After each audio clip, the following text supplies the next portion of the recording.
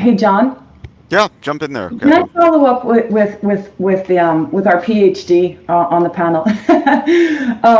I wonder if you think, Stuart, if that renders the Behringer curve less effective. I assume yes, you do think so, because if we don't find the data credible in itself, or at least not exactly accurate, how much can we actually believe in, job openings being above 10 million, growing in the last number rather than moving lower? You would expect job openings to drop before you get an uptick in the unemployment rate, as intuitively, and this is how I like to tell our clients, intuitively, companies, both small, medium, large, take those jobs off the table, remove them from Indeed, remove them from Bloomberg Jobs, remove them from LinkedIn before they start taking down their own labor force.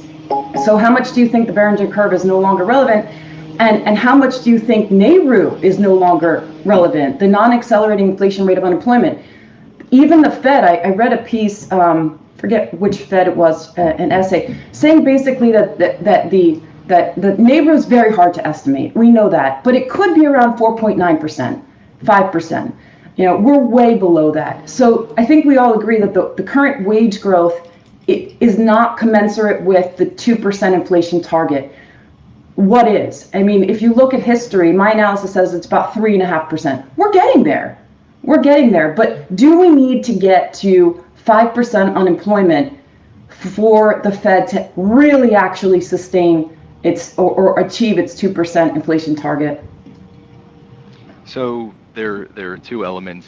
There are two elements that we need to think about. The first is job openings, which we could take as realistic or not. The 10.1 million job openings. I don't think that it's especially realistic.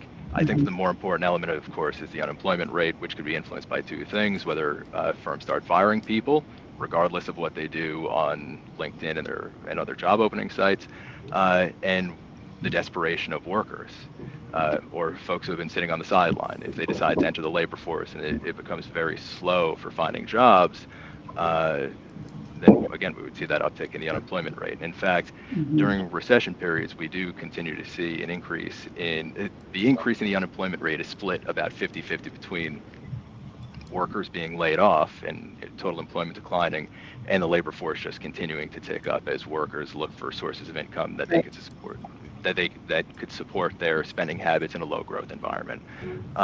So what would an unemployment rate look like that would be consistent with a labor market that's loose enough for the Fed to achieve its target over time? Yeah, I think something in the 4.5% to 5% range. I'm not entirely basing that on Phillips curve analysis because I still think that the Phillips curve is relatively flat. I've tried time and time again to estimate the convexity of the Phillips curve and the point at which we would start to see disinflation accelerating or even getting to the point of deflation based on labor market dynamics. And you're right, it is incredibly difficult. But something in the 4.5% to 5% range would be consistent with the Fed achieving its target, and we would start to see it in fading wage growth numbers. But right now, running 35 basis points month on month on average is just not like that. It's just not even close to where we would need to be. That's still something like low fours. So even if you're right that we're looking for something in the 3.5% wage growth range, we're still elevated.